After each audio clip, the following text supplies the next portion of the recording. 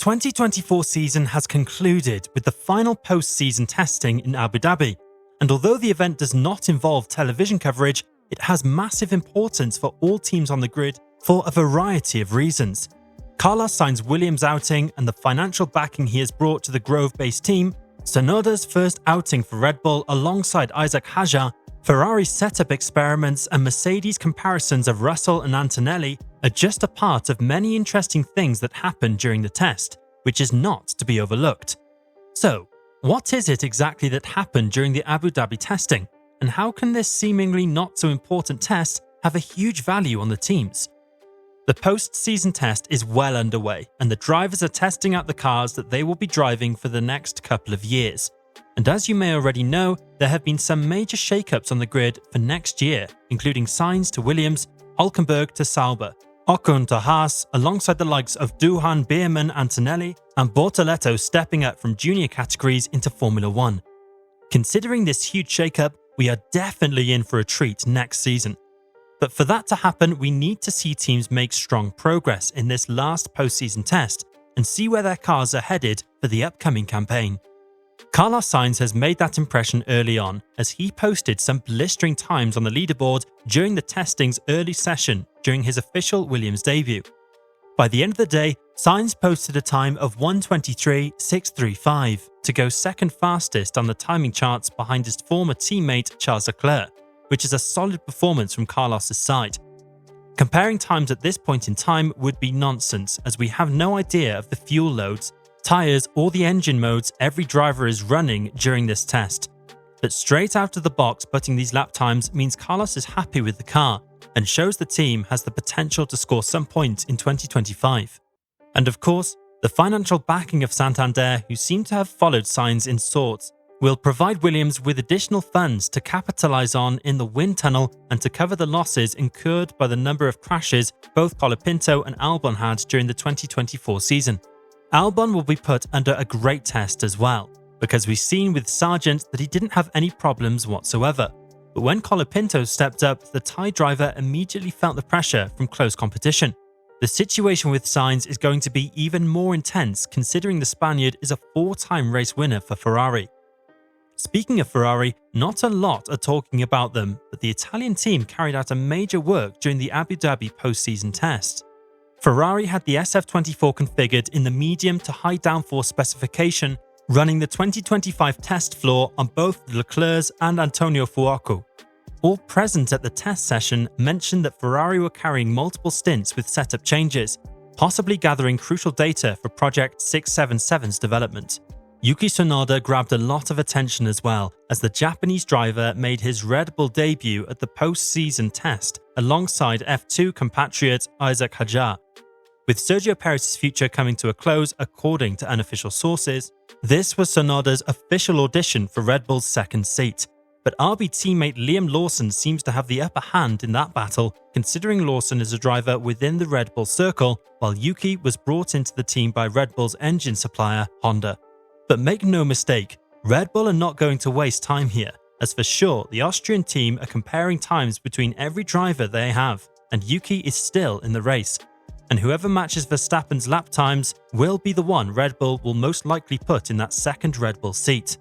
Post-session, Tsunoda talked about his 127 laps aboard the RB20 and mentioned that he was instantly able to adapt his driving style to the car's needs. Each of Verstappen's post-Ricardo Red Bull teammates have been undone by not being able to adapt their driving style to match the car. Perez got the closest of the trio, but he's not been able to do so consistently, as each time he's unbalanced and unable to react when Red Bull's in-season development improves and changes the handling of the car. The fact Tsunoda thinks the car suits his driving style and he didn't really struggle to adapt is a clear message to say, I won't struggle if I'm thrown in alongside Max. Ultimately, it will be down to Red Bull to decide whether Tsunoda's Red Bull debut has moved the needle, and if its most overlooked driver will get a permanent chance to shine. A big name we missed in the post-season testing was Lewis Hamilton, who actually was at Malaysia going through his official send-off tour with Mercedes, starting with Petronas at the Twin Towers. Coming back to the test, we missed the opportunity of seeing Hamilton in red, due to the commitments Hamilton still has to honour for Mercedes, until the 31st of December officially. But it still does hurt not to see him drive and tame the Ferrari machinery at the earliest possible opportunity. Hamilton admitted this himself, but Vasseur was confident that the Brit won't be needing much time in the process of acclimatization to the Ferrari car. When talking about missing the Abu Dhabi post-season test, Hamilton said, "I know Vasseur wanted it to happen. For me, I was in two minds. Driving the red car for the first time in Abu Dhabi does not excite me. In the perfect world, you get to drive it and not be seen, and do the first rollouts next year. When I did raise it with Toto, they had all these plans that I've got to go and see some of the sponsors and say their farewells. I don't think it was ever going to be allowed, even if I'd asked for it. But I'm contracted with the team until December 31st, and that is totally fine. It doesn't bother me because I wasn't going to do the test. I told Fred that that's not what I want to do. Am I missing out on something? For sure. It definitely delays the process and makes the start of the year harder, but we'll do our best to recover from it."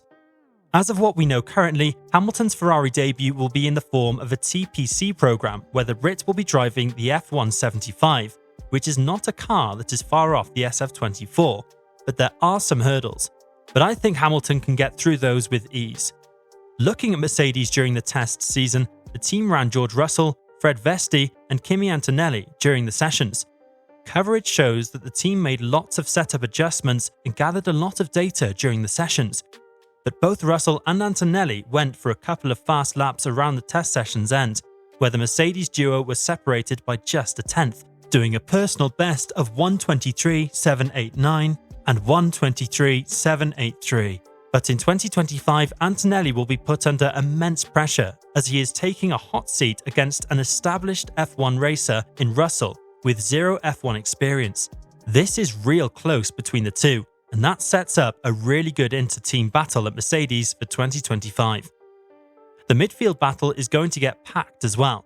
For starters, we're going to have an accommodation process for Ocon and Haas, with the Frenchman being let go early by Alpine without his agreement. And that can only add more fuel to the fire that he has in himself to prove that Haas can fight Alpine proper and battle for more than P6. Sauber will be on a mission to return to competitive form, to actually see whether their late season resurgence that happened from Qatar onwards can be translated to 2025 with a brand new driver lineup of Bortoleto and Hulkenberg. The team will strive to score as many points as humanly possible before they transition into Audi. Hulkenberg did his magic back at Haas, scoring majority of the American team points scored in 2024. Whether or not he can replicate that at Audi Sauber? Time will tell. With this in mind, what do you think about the 2024 post-season testing? And who do you think will benefit the most from it? Let us know your thoughts in the comments section down below.